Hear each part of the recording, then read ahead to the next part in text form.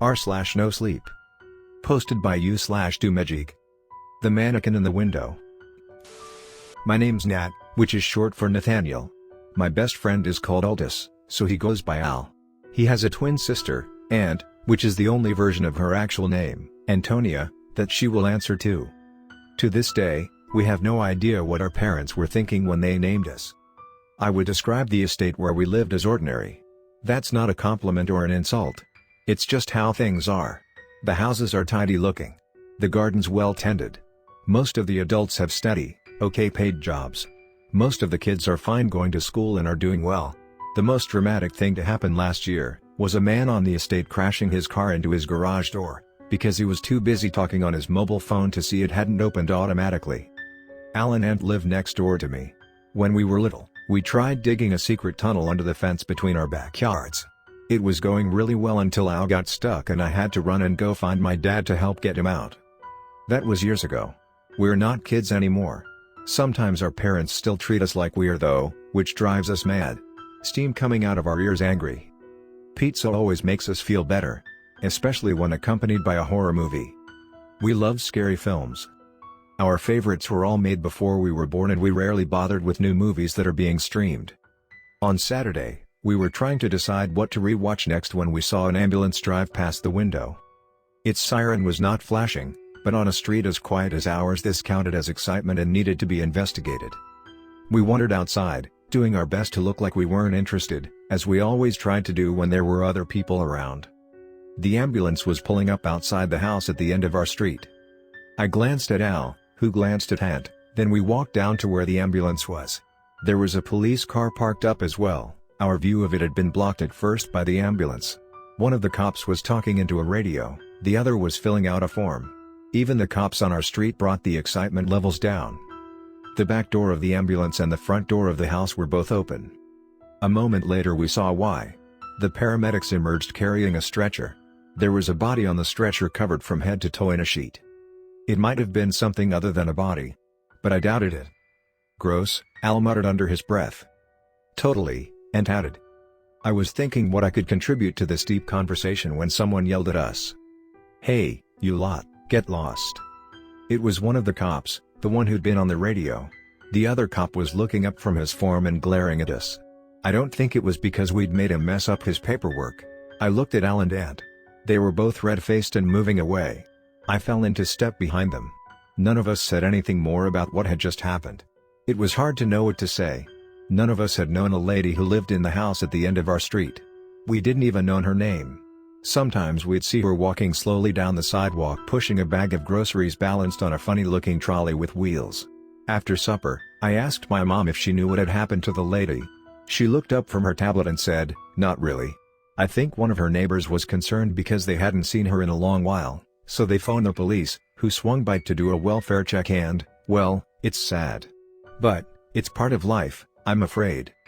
She studied my face, waiting I guess, to see if I needed any more comforting words of parental wisdom. I took my opportunity. "Mom, what do you think will happen to the mannequin?" Mom opened her mouth, closed it again.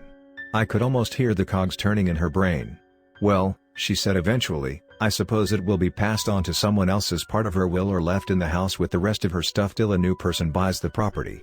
"Why do you ask?" Now it was my turn for some serious thinking. The mannequin was different, you see. It was the one thing that made our estate different.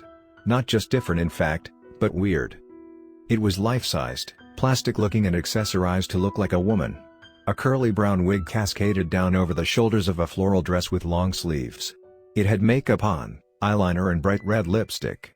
And it was positioned so that it was sitting down, looking out of the lady's front window.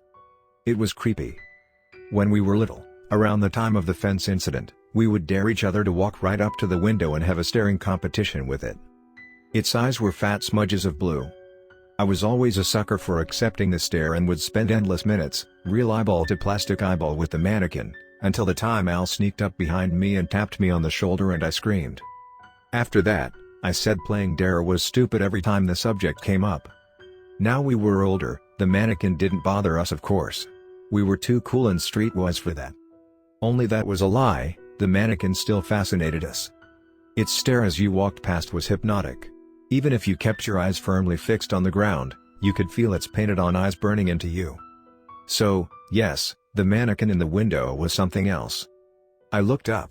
My mom had actually left the room. I traipsed after her. She was sprawled out on the sofa next to my dad. A game show host was talking over contestants who were trying to decide who was older, Chris Pratt, Chris Hemsworth or Chris Pine. "Hey," I said. "Chris Pine," my mom said. "Hemsworth," my dad said. I left it for a minute till we found out they were both wrong, then asked, "Why do you think the lady that lived at the end of our street had the mannequin in her window?" Without looking away from the TV screen, my mom replied, "I don't know. I know that she was married, but he left her and afterwards she became withdrawn." "Why?" I asked. "I guess she was depressed," she answered.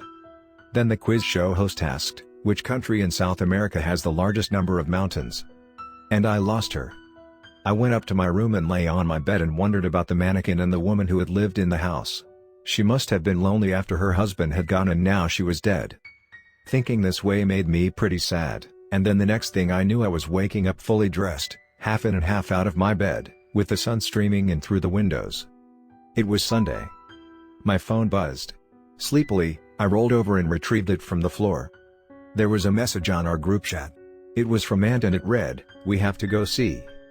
I went straight back with, "What?" It was Al who answered, "The mannequin." Aunt added, "This time we all have to kiss it." I wrote, "You're sick." But they had me, hook, line and sinker. This was going to be fun. I met them out on the street. My nerves were tingling and although all we'd done so far was stand there and try not to laugh, I felt we had guilt written all over our faces. What if we get caught? I whispered when I said this, even though the only person within earshot was mowing his lawn and had ear defenders on. "We'll say we got lost," Al said. And turned to look at him and said with a straight face, "I am never hiring you as my lawyer." Which cracked me up, and I was wiping tears from my eyes as we walked up to the house at the end of our street. "How will we get in?" It was Al's turn to whisper. "I saw someone on TV last week pick a lock with a hairpin," I replied equally quietly. "What's a hairpin?" Al asked. "Something women and girls use," I told him. "Oh," he said, and we both turned to his sister and asked, "Aunt, do you have a?" Only we never finished because the front door was open and she was standing in the hallway. "The police must not have locked it," she said. "Now, will you two get in here before someone sees us?" We hurried in, closed the door behind us as quietly as we could. Then Al said, "Of course, we already have been seen." I was worried. "Who by?" I asked. "The mannequin in the window," he said dramatically. I slapped him gently on the arm. "Loser," I said. "You're the loser," he replied. He wasn't going to have the last word. I was, "You are." Aunt intervened, "Will you two clowns stop messing around and pucker up? There's some plastic lips need kissing." "No." I howled.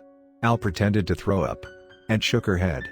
"Get a move on," she told us and started to herd us forward. But we never made it as far as the front room where the mannequin sat looking out of the window, because we'd seen what was in the room at the end of the hallway. The door was wide open and there was no mistaking it. There was another mannequin in there. "Awesome," Al exclaimed and jogged into the room. We followed and almost bumped into him where he'd ground to a halt. His mouth was hanging open and now so was mine, and Aunt's. The mannequin we had seen from out in the hall was dressed as man. It had a suit on and brown shiny shoes and a black wig. Standing next to it was another mannequin. This had a watch on and a casual shirt and slacks. A bag with golf clubs and stood propped against the wall. The blinds were drawn and it was pretty gloomy in the room, but there was no mistaking what we were seeing. Al was the first to speak. "What on earth?" "Perhaps she collected them?" Aunt suggested. "You know, after her husband left her. A kind of hobby." "Collecting mannequins is a really odd hobby," I said. Aunt nodded. "True." Then her eyes lit up. "I wonder if she has any more?" "Well, there's only one way to find out," I said, and we set off to explore the rest of the house. And, yes, there were more mannequins. There was one in the dining room, where again the blinds were drawn. It had on a dressing gown and was positioned on a seat at the table. There was a bowl in front of it and a newspaper propped up against a cereal box. There was one in the bathroom. It wore a vest and boxer shorts and had shaving foam on its plastic chin. "This is Weird Central," Al announced. "It sure is," I agreed. "I think it's sad," and said. Al looked as puzzled as I did. "What do you mean?" I asked. "I think when her husband left her, the lady must have missed him incredibly badly, and told us. So badly, she got these mannequins and dressed them in his stuff, then posed them so they're doing things he used to do." "That is insane," I announced. "Totally," Al agreed, then added brightly, "There's one room we haven't looked in."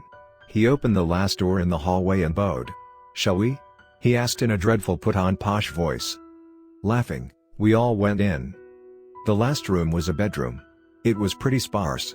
There was a double bed, a little table next to it with a lamp on, and a fitted closet. I said the obvious because someone needed to. "There are no mannequins in here." Al peered under the bed. "Or here," he said with a smile. Aunt frowned and said, "We haven't looked in that closet." "No problem," I said with a grin of my own, and slid open the closet door. I heard Al gasp. Aunt whispered, "Oh my God." My guts cramped and it felt like the blood in my veins had turned to ice. Its fingernails were long and twisted.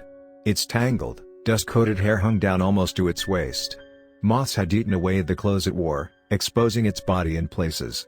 Its skin was shriveled, wrapped tightly over its bones. The body, looking out at us with its empty, dead eyes. We turned tail and ran, falling over each other in our desperation to get away, and made it back to Aunt and Al's house. We're in Al's room now. We should phone the police, but we're too scared we'll be in trouble because we went in the house when we shouldn't. We know we'll have to tell our parents, though, that we found the husband, that he hadn't left her after all. Our parents are out, at a barbecue. An ordinary thing to do on an ordinary estate. Only it will never feel that way for us again, not after the horror we witnessed in the House of Mannequins.